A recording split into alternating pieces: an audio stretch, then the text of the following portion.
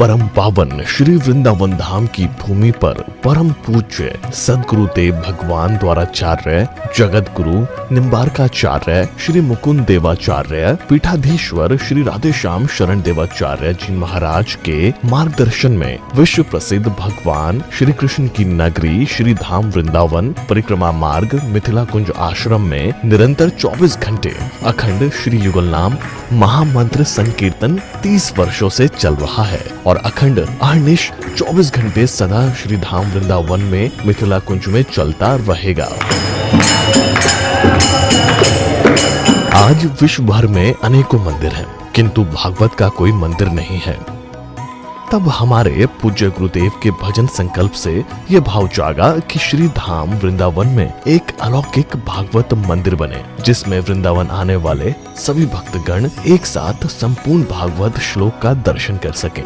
सदगुरुदेव के इस भाव को साक्षात करने के लिए विश्व में प्रथम बार श्री धाम वृंदावन मिथिला कुंज आश्रम में श्रीमद् भागवत महापुराण के 18,000 श्लोक शिलालेख लिखित भव्य दिव्य श्रीमद् भागवत महापुराण मंदिर बनने जा रहा है। आप सब भी इस दिव्य भागवत मंदिर में अपना तन मन धन से सहयोग कर श्री धाम वृंदावन में अक्षय पुण्य प्राप्त करें।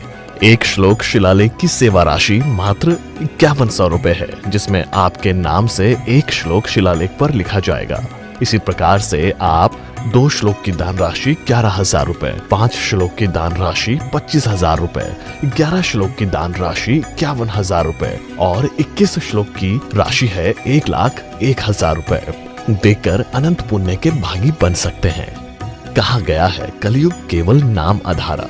हम सब भी श्री धाम वृंदावन में अपने नाम से या अपने पूर्वजों के नाम से या घर में समस्त विघ्न बाधाओं को दूर करने के लिए श्री धाम वृंदावन में अखंड संकीर्तन कराने का अलौकिक पुण्य प्राप्त कर सकते हैं। साथ ही आपके द्वारा प्रदान किया गया सेवा राशि से हरि नाम संकीर्तन के साथ साथ संतों का भोजन एवं गौ माता के लिए गौग्रास समर्पित किया जाएगा। आप निम्न राशि प्रदान कर सदस्यता ग्रहण कर सकते हैं। एक दिन का संकीर्तन राशि मात्र 1,500 रुपए, एक माह का संकीर्तन राशि मात्र 15,000 रुपए, 12 माह की संकीर्तन राशि मात्र 21,000 रुपए से आपके नाम से निरंतर अखंड श्री युगल नाम हरि नाम संकीर्तन के साथ साथ साल के 12 माह में 12 दिन 12 संतों का भोजन गौग्रास आदि सेवाएं आपके मरणोपरांत भी चलते रहेंगे। अतः आप एक छोटा सा संकल्प लेकर हमसे जुड़ सकते हैं और श्री धाम वृंदावन मिथिला कुंज आश्रम में आप आजीवन सदस्य रहेंगे। आप वृंदावन में जब भी आएंगे तो आपके रहने की निशुल्क व्यवस्था रहेगी। Account number 1588505001309। अकाउंट होल्डर नाम Mithila Kunj trust, RTGS NEFT IFSC code ICIC 00010117, branch Vrindavan. Mobile number 9410810861। UPI Mithila Kunj trust @ICICI। ये संस्था 80G के अंतर्गत कर मुक्त है, जिसके द्वारा आप अपने दान पर टैक्स की छूट प्राप्त कर सकते हैं। आपके दान राशि की रसीद आपको बाय पोस्ट संस्था द्वारा भेजी जाएगी। साथ में आपको संस्था का प्रमाण पत्र भी दिया जाएगा। आइए हम सब मिलकर इस दिव्य भागवत मंदिर में अपना तन मन धन से सहयोग कर श्री धाम वृंदावन में एक अलौकिक भागवत श्लोक मंदिर का निर्माण करें। अधिक जानकारी के लिए संपर्क करें और मिथिला कुंज आश्रम से जुड़ने के लिए फेसबुक, यूट्यूब और इंस्टाग्राम मिथिला कुंज ऑफिशियल पेज को फॉलो करें।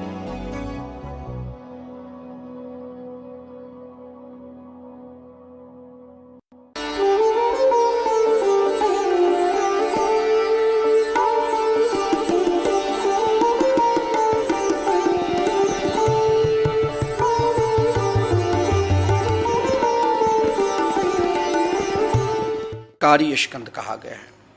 अधिकारी किसे कहते हैं?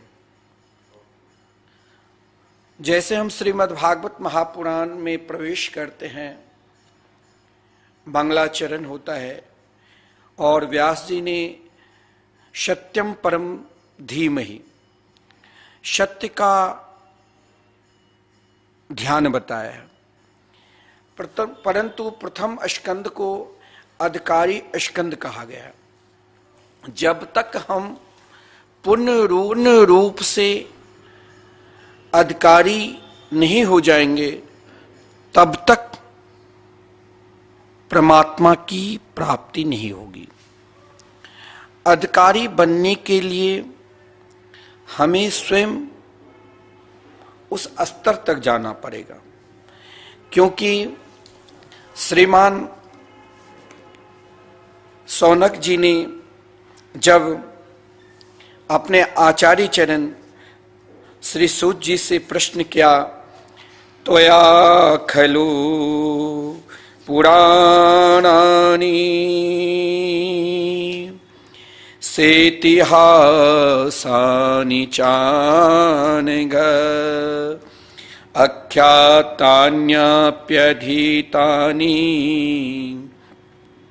धर्मशास्त्राणि यान्युत। कि भगवान परमात्मा के चरणार बिंद में पूर्ण रूप से निष्ठा कैसे हो, जो उनके दिव्य माधुर्य लीला है और ऐश्वर्य लीला है, उन दोनों में प्रवेश प्राणी मात्र को कैसे मिले। आप इतिहास के भी ज्ञाता है और पुराण के भी ज्ञाता है। देखिए, इतिहास किसे कहते हैं? परीक्षित गर्भ में आए और उनकी रक्षा हो गई, यह इतिहास है। पर भगवान गर्भ में प्रवेश करके उनकी रक्षा की, इसका नाम पुराण हो गया। महाभारत इतिहास प्रधान ग्रंथ है, इसीलिए उसमें भगवान के गर्भ में प्रवेश करने की, रक्षा करने की कथा नहीं है। उसमें जो वर्णन है कि जब परीक्षित मृत बच्चे के रूप में पैदा हुए तो सब लोग रोने लगे, फिर से कृष्ण प्रकट हुए और भगवान श्री कृष्ण ने उन दिव्य बालक को गोद में लिया और बार बार हिलाने लगे तो बालक जी सचेत हुए। परंतु भागवत में जो इतिहास और पुराण का वर्णन है, परीक्षित गर्भ में आए और उनकी रक्षा की गई, ये तो इतिहास है। पर भगवान गर्भ में प्रवेश करके उनकी रक्षा की, इसका वर्णन आता है पुराण में। तो सर्वप्रथम भागवत में ये बड़ा विलक्षण भाव दिया है कि भगवान के उन दोनों लीला के वर्णन है, इसलिए इतिहास और पुराण कहा कि भगवान के जो दिव्य प्रेम लीला के वर्णन है, उन प्रेम लीला में प्राणी मात्र को कैसे प्रवेश मिले। एक बार श्री कृष्ण और अर्जुन दोनों ब्रज के मधुर भाव से के वास्तविक अधिकारी बहुत कम ही होते हैं। जो श्रीधाम वृंदावन के जो माधुरी भाव है, उनकी अधिकारी बहुत कम ही होते हैं। जिसके लिए गीता कही गई है, जिस गीता को जोड़ का ग्रंथ मिलना अति कठिन है, उसी अर्जुन ने एक बार भगवान से कृष्ण से प्रार्थना की कि प्रभु, आप हमें ब्रज के माधुरी भाव, ब्रज के प्रेम लीला, गोप सुंदरियों के साथ होने वाली अपनी उन अलौकिक लीला का हमें वर्णन करके बताइए। ध्यान देना, जब तक हम पूर्ण रूप से श्रीमद् भागवत महापुराण में प्रथम स्कंध में जो वर्णन है, अधिकारी के रूप में अधिकारी को ही प्राप्त होता है उन परम तत्व को, उन माधुर्य लीला और ऐश्वर्य लीला। श्रीमद् भागवत महापुराण के 10वें स्कंद में भगवान श्री कृष्ण के दोनों लीलाओं का वर्णन है। माधुर्य प्रधान श्रीधाम वृंदावन में जो लीला की 11 वर्ष 52 दिन तक वो माधुर्य प्रधान लीला है। और माधुर्य प्रधान में अगर हमें प्रवेश करना है, आप सीधे चाहोगे कि हम सीधे माधुर्य प्रधान में अधिकारी बन जाए, इनके लिए तो वो अर्जुन, जिनके लिए भगवान श्री कृष्ण ने संपूर्ण गीता की ज्ञान प्रदान कर दिया, वही अर्जुन ने भगवान से प्रार्थना की, हे मेरे गोविंद, हे मेरे गोपाल, आप मेरे सखा भी हैं और आप मेरे गुरु भी हैं। क्योंकि जिस समय श्री कृष्ण अर्जुन खिन्न अवस्था के प्राप्त हो चुके थे, महाभारत के युद्ध प्रारंभ से पूर्व ही उन दोनों सेनाओं के बीच में भगवान ने अर्जुन को दिव्य गीता के उपदेश दिए। उस समय अर्जुन शिष्यत्व का स्वीकार किए थे। जब तक शिष्यत्व भाव या अधिकारी भाव पूर्ण रूप से नहीं प्राप्त कर लोगे, तब तक आप उस स्तर तक नहीं जा सकते, चाहे आप अर्जुन की तरह ही क्यों नहीं समर्थशाली। परंतु अर्जुन ने एक दिन एकांत में बैठकर प्रभु से प्रार्थना की, जब भजन पूजन ध्यान करके गए कि हे मेरे गोविंद, हे मेरे गोपाल, मुझे ब्रज की उन अधिकारी गोपियों की लीला श्रवण कराइए, उन अधिकारी गोपी के उन दिव्य लीला में हमें प्रवेश कराए, जिसमें हे प्रभु केवल आप विराजमान थे, वहां केवल माधुर्य से ही परिपूर्ण था। भगवान एक पल के लिए शांत हो गए और बात टाल दी, नट गए। अब अर्जुन की भाव को देखकर भगवान ने सोचा, इन लीला की अधिकारी अर्जुन को तभी मिलेगा जब उन स्तर तक जाएगा।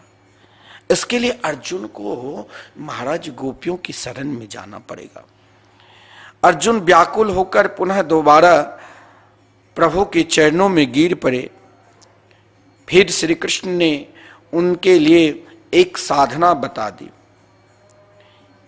और कहा, हे अर्जुन, तुम साधना करो। देखिए, बिना साधना से, बिना उपासना से जीवन परिपक्व हो ही नहीं सकता। जब तक हम साधना नहीं करेंगे, जब तक हम स्वयं उपासना नहीं करेंगे और भगवान की प्रसन्नता के लिए साधन के मुख्य 4 प्रयोजन बताया गया है श्रीमद् भागवत महापुराण के 2 स्कंद के 13वें अध्याय में कि 4 साधन जो मुख्य है भगवान को प्राप्त करने के लिए। जब तक आप साधना नहीं करेंगे, चाहे भगवान के श्रवण, वर्णन, कीर्तन, ध्यान, पूजन हमेशा आप सभी को करना चाहिए, तो साधन के लिए, भगवान की प्रसन्नता के लिए 4 साधन मुख्य है। पहला साधन, जीवन में हमें हर पल सीखना चाहिए। यानी कोई भी महापुरुष मिले, कोई भी भक्त मिले, कोई भी सत्संगी मिले, पहला जो साधन का मुख्य है, वक्ता मिले तो श्रवण करो। जो भी भगवान की लीला श्रवण करावे तो वहां अपनी विशेषता नहीं देना चाहिए, वहां श्रवण करना चाहिए। और नहीं मिले तो श्रोता बनकर कीर्तन करो, उनकी लीला के स्वयं को वर्णन करो। इस साधन के प्रथम और द्वितीय द्वार है। और दोनों न मिले तो उनके चरणार बिंद को ध्यान करो। और यदि ध्यान में मन न लगे तो भगवान के उन रूप माधुरी चित्र के स्वरूप, उनके दिव्य मूर्ति के सामने बैठकर उनकी आराधना करो, पूजा करो। और इन्हीं 4 साधनों के द्वारा यदि आप भगवान की आराधना होती है, इन चारों की अनुध्यान रूपी असी से विद्वान लोग उस कर्म को, ग्रंथि को काटते हैं। हमें भी इन साधना को सतत अपने जीवन में रखना चाहिए। अर्जुन जब श्री कृष्ण के चरणार बिंद पकड़कर रुदन करने लगे तो श्री कृष्ण ने अर्जुन को एक उपाय बता दिया साधना करने के लिए, उपासना करने के लिए। जैसे सदगुरुदेव हमें मंत्र देते हैं, शरणागति मंत्र प्रदान करते हैं कि अब तुम भगवान के हो गए, तो भगवान के निकट प्रवेश करने के लिए हमें साधना रूपी शरणागति करनी ही पड़ेगी। तो अर्जुन को भगवान ने एक मंत्र दिया कि इन मंत्र को तुम साधना करो, तभी तुम पूर्ण रूप से अधिकारी बनोगे। अर्जुन ने कहा ऐसा कौन सा, क्योंकि जब तक जीवन अधिकारी पूर्ण रूप से नहीं बनेंगे तब तक अधिकारी वक्ता भगवान सुखदेव जी कैसे मिलेंगे। तो अर्जुन ने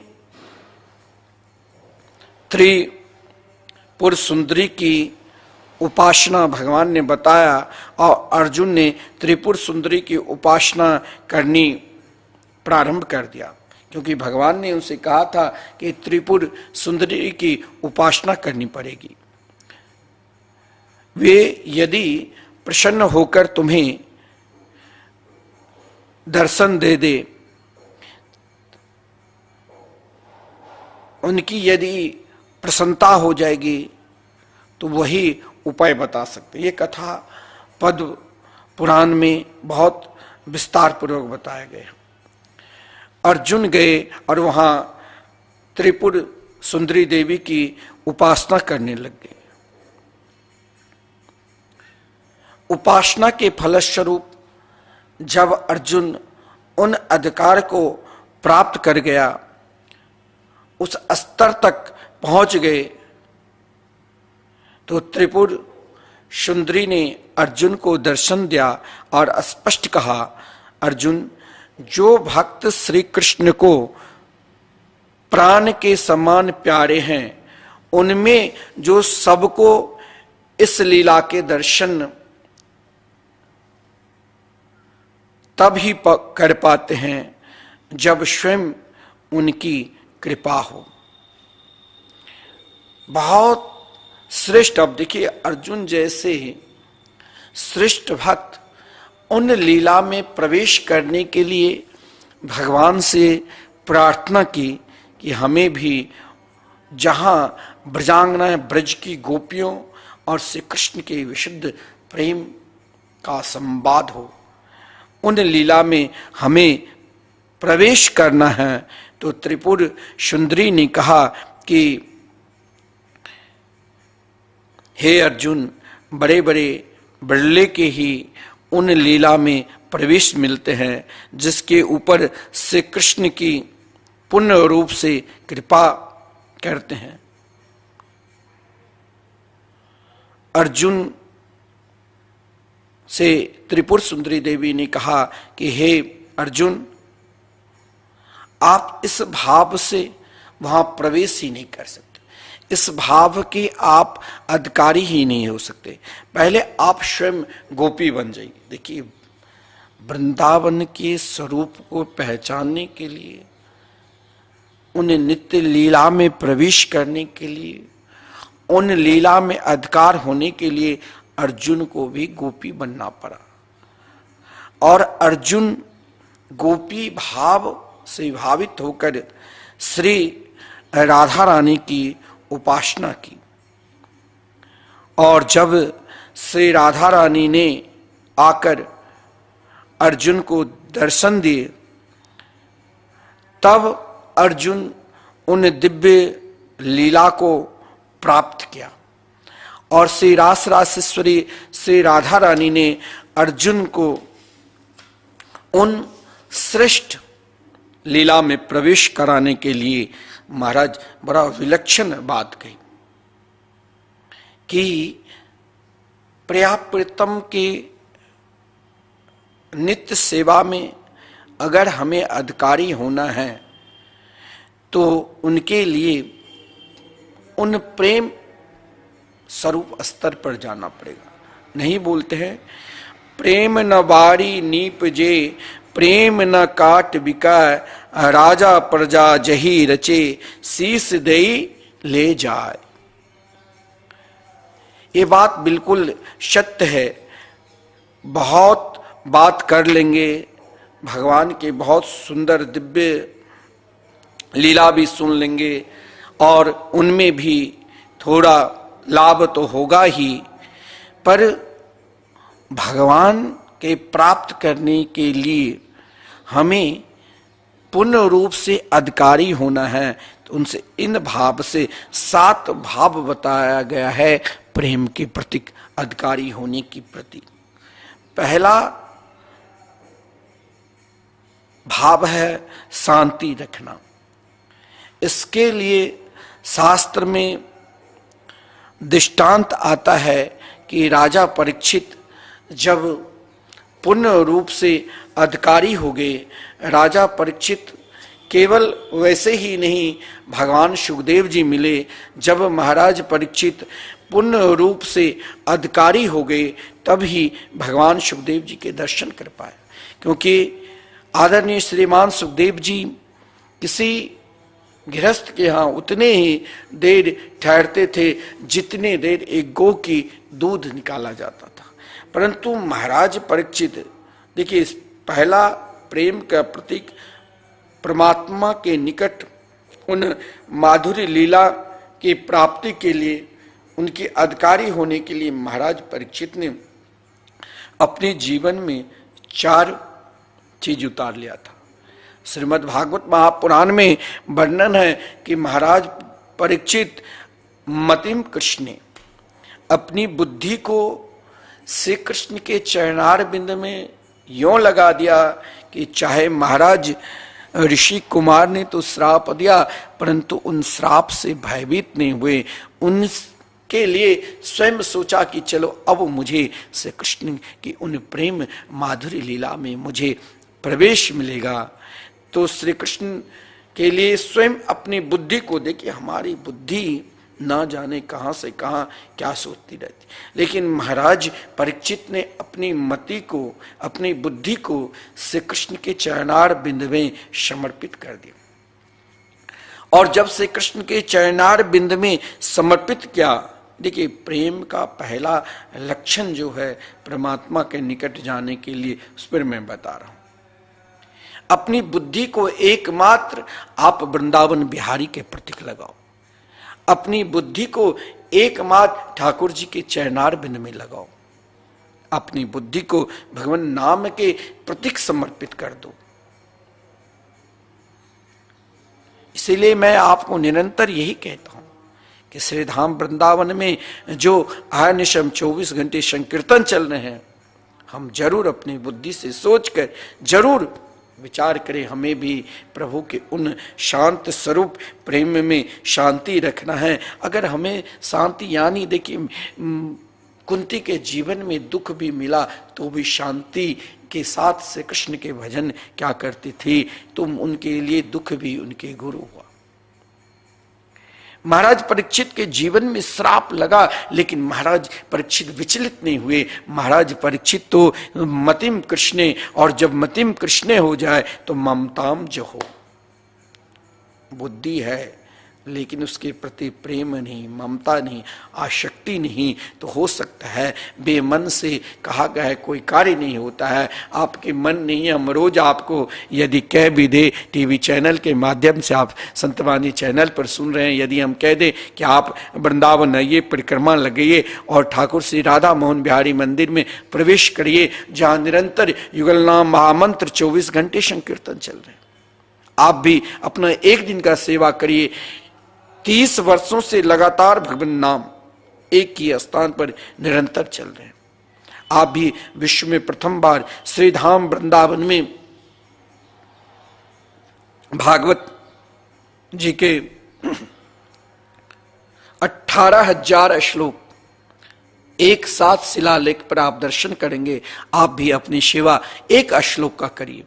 यहां साधु संत जो निरंतर हरिनाम संकीर्तन वृंदावन की परिक्रमा, अगर आप उनकी सेवा करते हैं तो वो जो परिक्रमा लगाते हैं, भजन करते हैं, उसका फल आपको भी मिलेगा।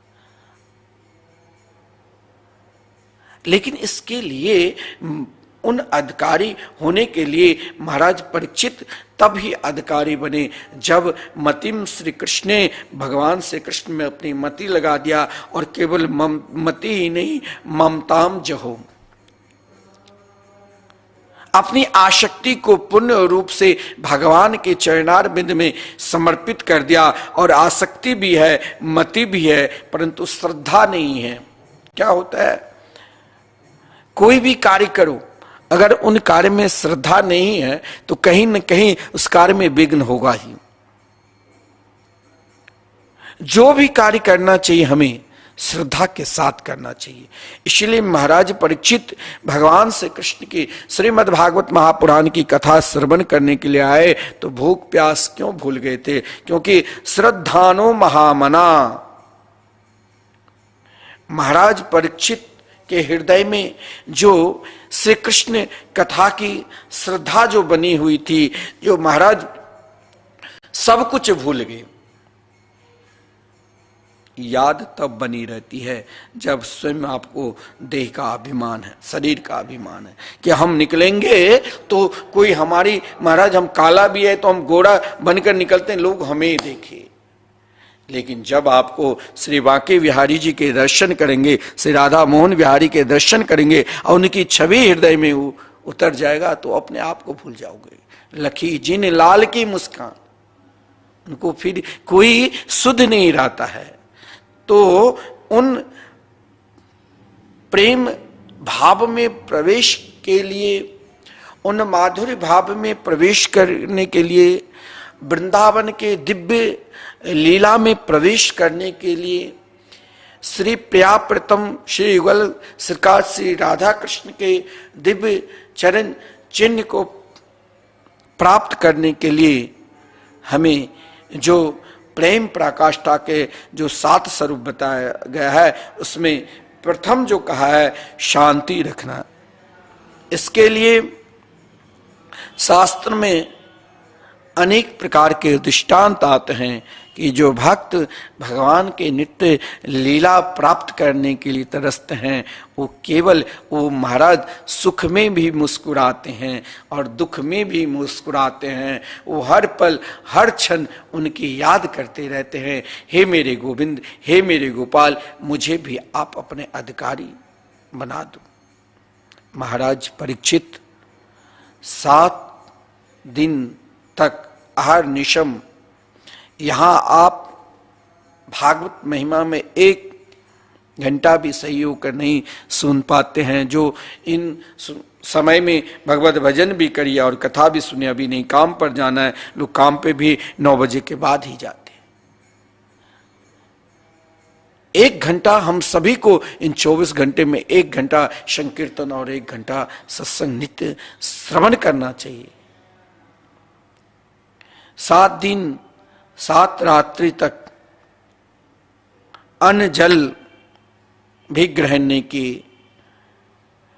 1 मास से कृष्ण कथा उनमें इतनी शांति थी कि वो अन्न जल उन्हें याद ही नहीं आया। वो तो केवल श्री कृष्ण की उन लीलाओं को चिंतन करते थे, जिन लीलाओं में प्रवेश करने के लिए जो भगवान श्री कृष्ण के सबसे प्रिय सखा, सबसे प्रिय शिष्य अर्जुन ने प्रार्थना की, हे प्रभु मुझे भी उन ब्रजांगना ब्रज की गोपियों की लीला में प्रवेश कराइए, जिन लीला में केवल आप दो ही रहे, गोपियों के संवाद से कृष्ण के समान। ब्रजांगना ब्रज की गोपी, जब गोपी भाव से आप भावित हो जाओगे फिर दुनिया नहीं दिखाई देगी, फिर तो हर क्षण हर पल कन्हैया ही दिखाई देंगी। क्योंकि ब्रजांगना ब्रज की गोपी से कृष्ण से एक पल के लिए, एक क्षण के लिए अलग नहीं होती थी। अरे जब गौ दुहन करने के लिए जाती थी और उन्हें आभास होता था श्री कृष्ण हमारे पास है, तो गौ की बर्तन, जो दूध बर्तन में दूधनी चाहिए वो दूध श्री कृष्ण के मुख में डालने लग जाती, और जब ध्यान खोलती तो सारा दूध पृथ्वी पर गिरा हुआ। उनके अंदर वो आभास नहीं, क्योंकि वो केवल उनकी लीला में ही व्याकुल रहते थे। दूसरा भाव है उन प्रेम के स्वरूप का, भगवान के भजन के सिवा और किसी काम में समय बिल्कुल नहीं लगना। जब आप उस प्रेम प्रकाष्ठा में पहुंच जाओगे तो फिर आपको कहीं कुछ मन ही नहीं लगेगा। क्योंकि उद्धव जी ने जब ब्रजांगना ब्रज की गोपियों को सुनाने आए कि तुम उन निर्गुण निराकार को ध्यान करो, तो उन गोपियों ने कहा भाई हमें तो अब किसी काम में मन ही नहीं लगता है, क्योंकि मेरे मन तो श्री कृष्ण के चरणार बिंद में लगा हुआ है। ऊधो मन न भयो 10-20। तो ये भाव दूसरा यही है कि आप उन भाव में प्रवेश करना चाहते हो तो भगवत भजन के सिवा और किसी काम में समय बिल्कुल नहीं लगना। तीसरा भाव है संसार के समस्त भोगों से ऐसा वैराग्य हो जाए कि जैसे गंदगी मानो विष्ठा से दिखने लग जाए, विष्ठा के समान संसार की भोग, संसार की आसक्ति लगने लग जाए, उससे घृणा होने लग जाए, और एकमात्र प्रिया प्रीतम के निज महल में प्रवेश होने लग जाए। ये तब ही होगा जब तक संसार की इच्छा है, संसार की आसक्ति है, और उन आसक्ति में ही अगर हम भगवान के भजन करते हैं और लोग कहते हैं भाई हमें भगवान दर्शन नहीं दे, अरे भैया अभी दर्शन कैसे देंगे? अभी तो आप स्वयं उन संसार की इच्छा लेकर, उन संसार की कामना लेकर उनकी उपासना करते हैं। और भक्ति की प्रेम प्रकाष्ठा में यही कहा गया है, यही भाव दिया है कि जब संसार कि सारी वस्तु गंदगी के समान लगे, जैसे कोई व्यक्ति को 2 मिनट गंदगी लग खड़ा कर दो, वो रहेगा, वो नाक बंद करके भाग जाएंगे, उसी प्रकार लगे, और आपके हृदय में एकमात्र प्रिया प्रथम की दिव्य लीला की सुगंध आते रहे। तब उन प्रेम प्रकाष्ठा में, उन ध्यान धीमे ही जो कहा गया है श्रीमद् भागवत महापुराण में, उन ध्यान की ओर आप प्रवेश करोगे, फिर आपका ध्यान एकमात्र भगवान के चरणार बिंद में ही लगा रहेगा। चौथा भाव ये है, मन में अपने अंदर मान का बिल्कुल भाव ही ना रहे। शास्त्र में दृष्टांत आता है कि राजा भरत जब प्रेम के लिए व्याकुल हुए तब वो इतने अधिक मान शून्य हो गए कि राज करते समय जिन जिन राजाओं से विजय प्राप्त की थी, जिन जिनसे उनकी शत्रुता थी, उनके घर में जाते थे और उनकी ही दी हुई टुकड़े को मांगकर अपने पेट भरते थे। जब जीवन में वो वैराग्य स्तर आ जाता है। फिर उनको इच्छा ये नहीं होती है कि अबे हम किसी आश्रम में जाए तो हमें खूब सम्मान मिले, हम कहीं जाए तो हमको सम्मान मिले। केवल हमारे ही गुणगान करे, केवल हमारे ही उपासना करे, केवल हमारे ही आराधना करे, केवल हमारे ही सब कुछ करे, केवल हमारी उपासना, हमारे आराधना, हमारे सब कुछ करना ही श्रेष्ठ मान ले, ये नहीं। हमें तो महाराज कोई चंडालवत, कोई मेरे शत्रु है, सब हमारे हैं। सब में उनके रूप जिस दिन देखने लग जाओगे तो फिर बताओ किसी से शत्रुता होगी, किसी से बैर भाव होगी। कभी घर में दुख को प्राप्त करोगे, आपस में भय भय हो। भाई आजकल पति पत्नी में भी अलग हो जाते, कभी ये भाव होगा। जब आप उस प्रेम पराकाष्ठा में पहुंच जाओगे तो फिर आपके लिए कोई ना शत्रु, कोई ना मित्र, सब में प्रिया प्रीतम को ही देखोगे। यह भी प्रेम के प्रतीक उस स्तर पर, उस अधिकारी बनने के लिए, उस स्तर तक जाने के लिए, जैसे महाराज भरत ने भारत के सम्राट रहकर भी सब कुछ त्याग कर जहां दिग्विजय से सब कुछ प्राप्त किया था, उनकी भी इच्छा और कामना, ना मान देखो ना अपमान देखो। मान और अपमान से भी हमें आगे उठना है, तो वही परमात्मा के प्रेम की पराकाष्ठा है, वही अधिकारी है। पांचवा भाव है भगवान से पूर्ण रूप से उनके अधिकारी बनने के लिए दिन रात मन में ये विश्वास, यह भरोसा बढ़ता रहे कि मुझे श्री कृष्ण अवश्य मिलेंगे, अवश्य मिलेंगे। यह विश्वास मन से एक क्षण के लिए दूर न जाए। जब यह विश्वास रहेगा, विदुरानी ने यही विश्वास किया था। भगवान श्री कृष्ण आए थे कहां? तो कौरवों के पास शांति दूत बनकर। विदुरानी स्वयं घर में बैठकर सब नाच रहे थे, गा रहे थे, समस्त नगर वासी, लेकिन विदुरानी कन्हैया के लिए रो रही थी। उनकी एक तस्वीर को देखकर निहार रही थी, हे मेरे गोविंद, हे मेरे गोपाल, क्या आप मुझ पे कृपा नहीं करोगे? आप कब तक रुलाओगे, कब तक रुला लोगे? विदुर जी ने कहा विश्वास करो, उनसे जो प्रेम करता है ये अपने आप को कभी नहीं तोड़ना चाहिए। आज हमने हाथ में माला झोली ले लिया, या आज हमने वृंदावन में दान कर दिए संतों के लिए, आज हमने वृंदावन में अखंड कीर्तन जो अहर्निशम चल रहे हैं, एक दिन का संकीर्तन करा लिया, और ये भागवत मंदिर जो श्रीधाम वृंदावन में प्रथम बार 18,000 श्लोक शिलालेख सहित हम दर्शन करेंगे। भागवत मंदिर का निर्माण होने जा रहे, हम एक श्लोक का दान कर लिए, अब तो भगवान हमें दर्शन देंगे। यह विश्वास रखना चाहिए। हमने भगवान के लिए समर्पित हुए तो दर्शन देंगे, लेकिन यह विश्वास कभी नहीं तोड़ना चाहिए कि वो हमें नहीं दर्शन देंगे। हर पल हर क्षण ये जो पांचवा भाव है कि ये विश्वास हर हमेशा निरंतर रखना चाहिए, और ये विश्वास तब ही बना रहेगा जब हम उनसे संबंध और समर्पित होकर यही कहेंगे, हे मेरे गोविंद, हे मेरे गोपाल, हम आपके हैं और आप हमारे हैं।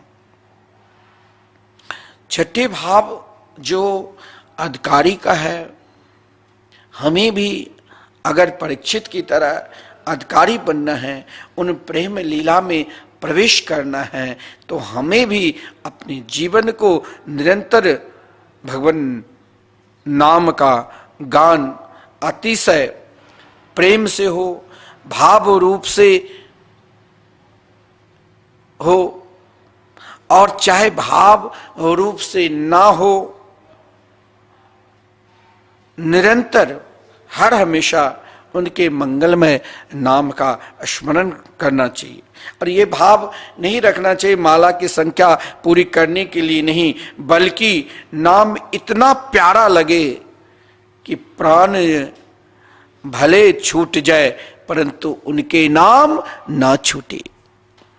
भीष्म पितामह ने भगवान से यही कहा था, हे प्रभु, आज अगर आप मेरे निकट खड़े हैं तो आप नहीं खड़े हैं, ये तो आपकी नाम की शक्ति है जो हमने निरंतर इन बाण के सज्जा पर पड़े हुए भी है, लेकिन हम मुस्कुरा रहे हैं क्योंकि मेरे पास आप पहले से ही निरंतर अहर्निशम 24 घंटे मेरे निकट हैं। हे प्रभु, हमने आपके नाम को कभी नहीं छोड़ा। नाम नामिनो रभेदत्वात्, उस प्रेम की पराकाष्ठा को प्राप्त करना है, उन प्रेम माधुर्य लीला में प्रवेश करना है, तो उसके लिए उनके मंगलमय नाम का आश्रय लेना पड़ेगा। आप बहुत दान करते हैं, बहुत धर्म करते हैं, अनेक तीर्थों में जाते हैं, सब कुछ धर्मशाला बनाए हर चीज की, लेकिन आप यदि भगवान के मंगलमय नाम संकीर्तन नहीं करते, नाम नहीं जाप करते, तो सब व्यर्थ। क्योंकि अभिमान कब आता है? अभिमान को दूर करना है, अहंकार को दूर करना है, तो भगवान नाम का आश्रय ले लो। चाहे शरीर छूट जाए लेकिन नाम ना छूटे, निरंतर उनके नाम चलते रहे। और सातवां भाव यही है, जहां जहां भगवान की लीलाएं हुई है उन उन स्थानों से अतिशय प्रेम करो। आप वृंदावन एक बार आए हो, अरे हम तो वृंदावन में श्री बांके बिहारी जी के दर्शन कर चुके हैं, हमने तो वृंदावन में जाकर परिक्रमा लगा चुके हैं, हमने वृंदावन में जाकर नाम भगवान के शरण में भी जा चुके हैं, संकीर्तन भी करा चुके हैं, अब हमें क्या करने की जरूरत? ऐसा भाव हमारे जीवन में, ऐसा भाव रहना चाहिए कि हम निरंतर बार बार उनसे प्रेम करें, उनके निकट जाए, हम बार बार धाम जाकर और प्रभु के उन नित्य लीला के उन गली में जाए जहां हमारे कन्हैया, हमारे श्याम सुंदर नित्य लीला की है।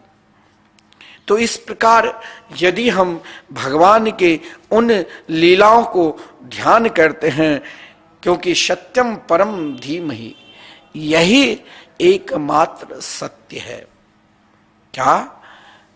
कि भगवान की हर लीलाओं को हमें बार बार ध्यान करना है, हमें बार बार उपासना की करना है, क्योंकि धीमहि, व्यास जी ने ध्यान करते हुए कहा कि एक ही स्वरूप को बार बार चिंतन करो, जितने बार हो। ये नहीं कि हमने ध्यान कर लिया तो अब दोबारा करने की जरूरत नहीं।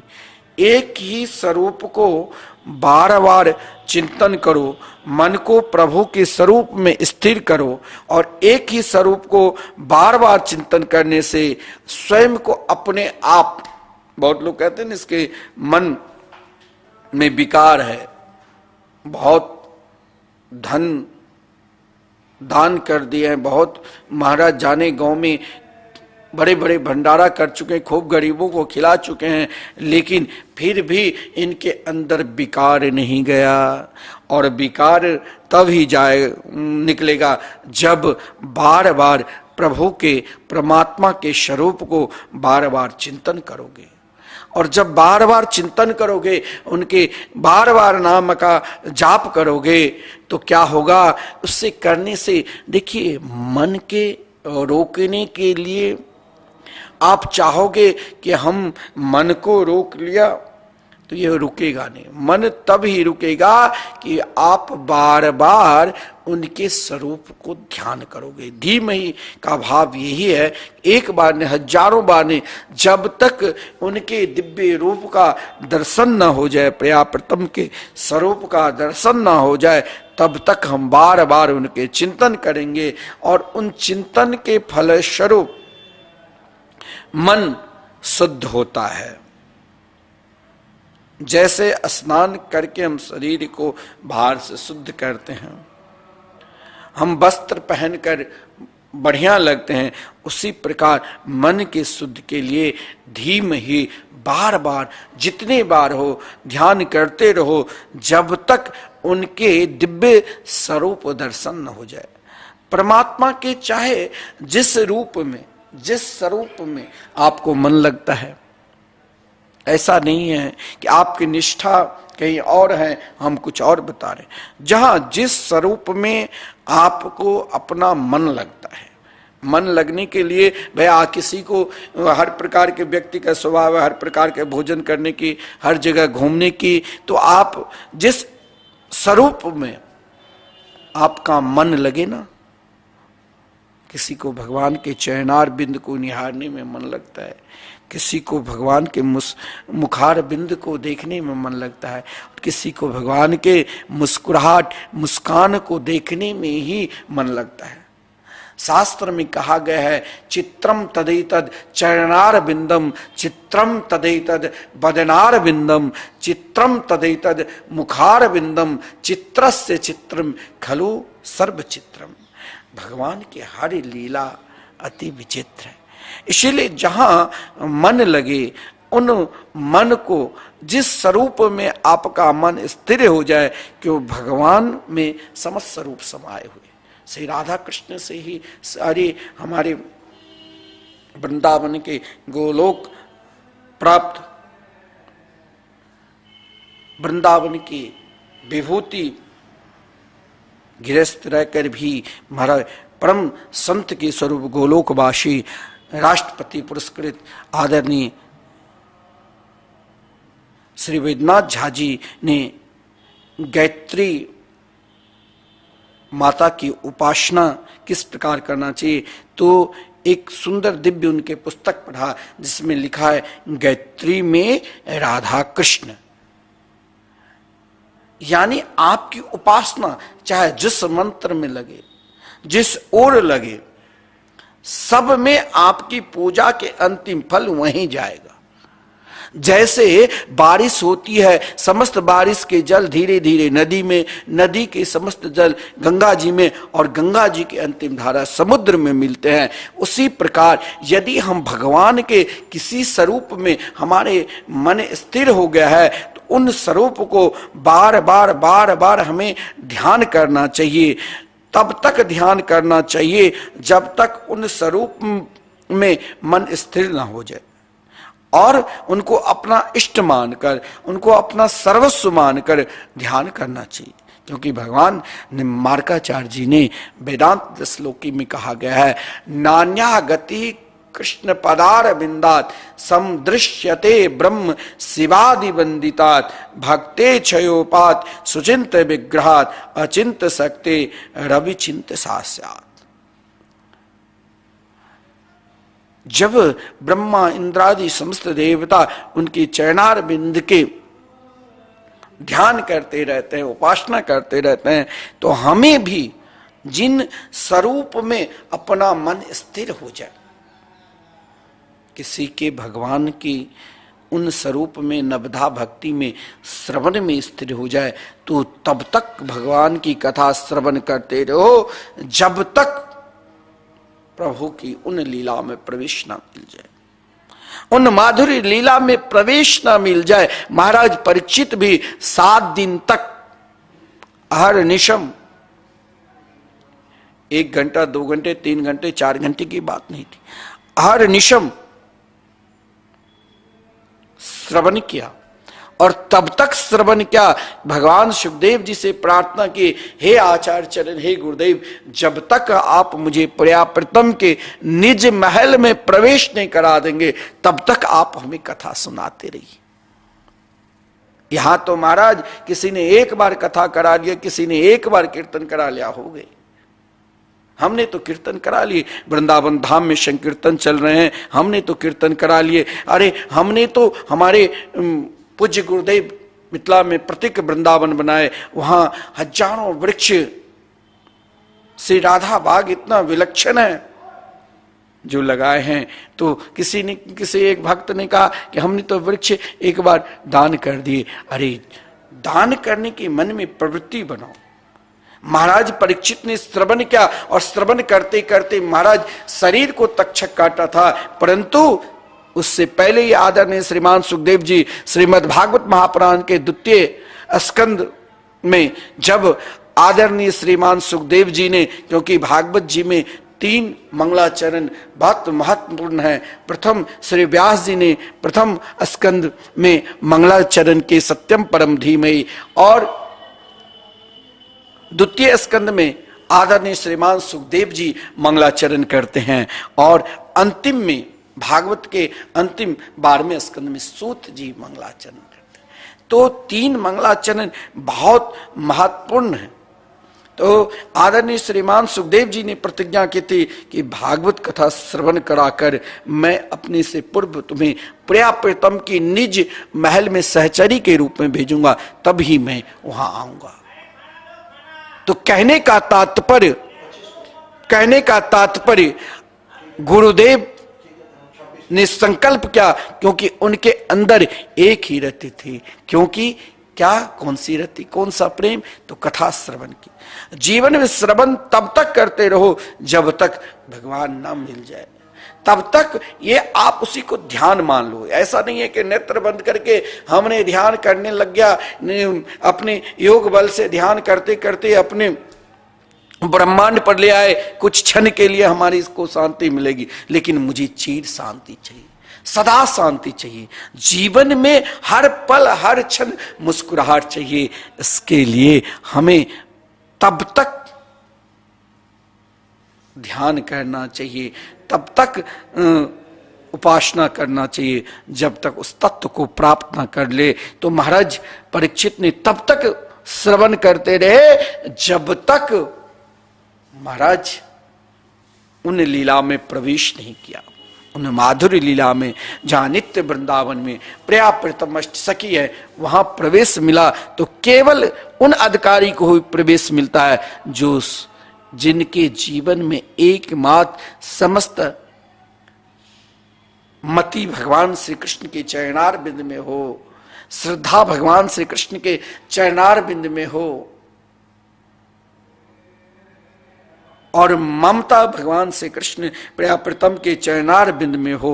तभी चाहे आपके मन श्रवण में लगे, चाहे आपके मन कीर्तन में लगे, तब तक कीर्तन करते रहो।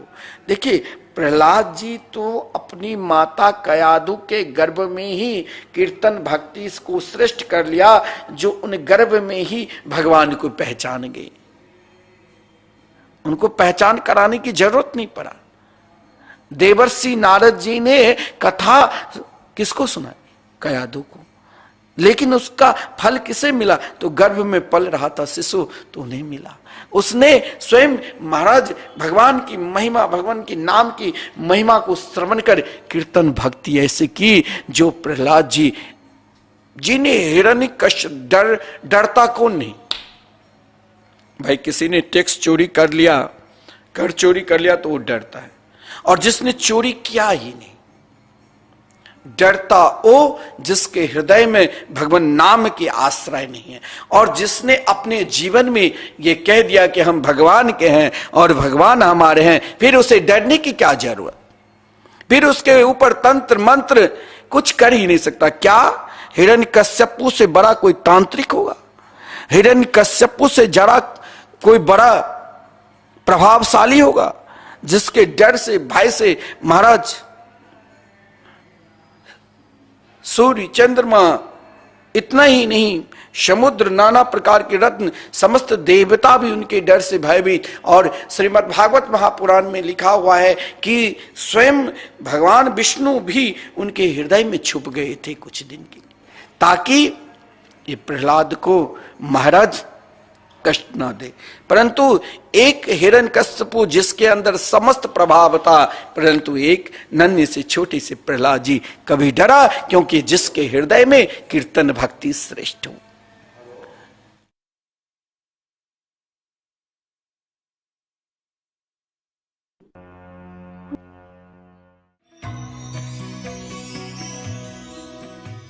परम पावन श्री वृंदावन धाम की भूमि पर परम पूज्य सदगुरुदेव भगवान द्वाराचार्य जगत गुरु निम्बारकाचार्य श्री मुकुंद देवाचार्य पीठाधीश्वर श्री राधेश्याम शरण देवाचार्य जी महाराज के मार्गदर्शन में विश्व प्रसिद्ध भगवान श्री कृष्ण की नगरी श्री धाम वृंदावन परिक्रमा मार्ग मिथिला कुंज आश्रम में निरंतर 24 घंटे अखंड श्री युगल नाम महामंत्र संकीर्तन 30 वर्षों से चल रहा है और अखंड अहर्निश 24 घंटे सदा श्री धाम वृंदावन में मिथिला कुंज में चलता रहेगा। आज विश्व भर में अनेकों मंदिर हैं, किंतु भागवत का कोई मंदिर नहीं है। तब हमारे पूज्य गुरुदेव के भजन संकल्प से यह भाव जागा कि श्री धाम वृंदावन में एक अलौकिक भागवत मंदिर बने, जिसमें वृंदावन आने वाले सभी भक्तगण एक साथ संपूर्ण भागवत श्लोक का दर्शन कर सकें। सदगुरुदेव के इस भाव को साक्षात करने के लिए विश्व में प्रथम बार श्री धाम वृंदावन मिथिला कुंज आश्रम में श्रीमद् भागवत महापुराण के 18,000 श्लोक शिलालेख लिखित भव्य दिव्य श्रीमद् भागवत महापुराण मंदिर बनने जा रहा है। आप सब भी इस दिव्य भागवत मंदिर में अपना तन मन धन से सहयोग कर श्री धाम वृंदावन में अक्षय पुण्य प्राप्त करें। एक श्लोक शिलालेख की सेवा राशि मात्र 5100 रुपए है, जिसमें आपके नाम से एक श्लोक शिलालेख पर लिखा जाएगा। इसी प्रकार से आप 2 श्लोक की दान राशि 11,000 रुपए, 5 श्लोक की दान राशि 25,000 रुपए, 11 श्लोक की दान राशि 51,000 रुपए और 21 श्लोक की राशि है 1,01,000 रुपए देकर अनंत पुण्य के भागी बन सकते हैं। कहा गया है कलयुग केवल नाम आधारा। हम सब भी श्री धाम वृंदावन में अपने नाम से या अपने पूर्वजों के नाम से या घर में समस्त विघ्न बाधाओं को दूर करने के लिए श्री धाम वृंदावन में अखंड संकीर्तन कराने का अलौकिक पुण्य प्राप्त कर सकते हैं। साथ ही आपके द्वारा प्रदान किया गया सेवा राशि से हरि नाम संकीर्तन के साथ साथ संतों का भोजन एवं गौ माता के लिए गौग्रास समर्पित किया जाएगा।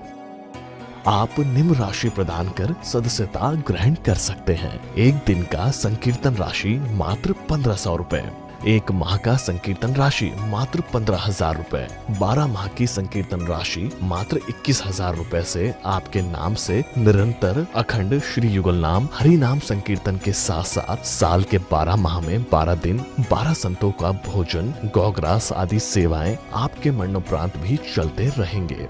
अतः आप एक छोटा सा संकल्प लेकर हमसे जुड़ सकते हैं और श्री धाम वृंदावन मिथिला कुंज आश्रम में आप आजीवन सदस्य रहेंगे। आप वृंदावन में जब भी आएंगे तो आपके रहने की निशुल्क व्यवस्था रहेगी। Account number 158505001309।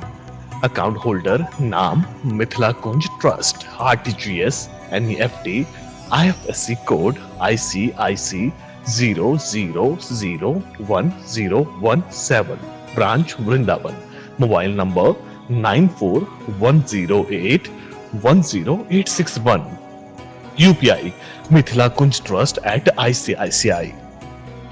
ये संस्था 80G के अंतर्गत कर मुक्त है, जिसके द्वारा आप अपने दान पर टैक्स की छूट प्राप्त कर सकते हैं। आपके दान राशि की रसीद आपको बाय पोस्ट संस्था द्वारा भेजी जाएगी। साथ में आपको संस्था का प्रमाण पत्र भी दिया जाएगा।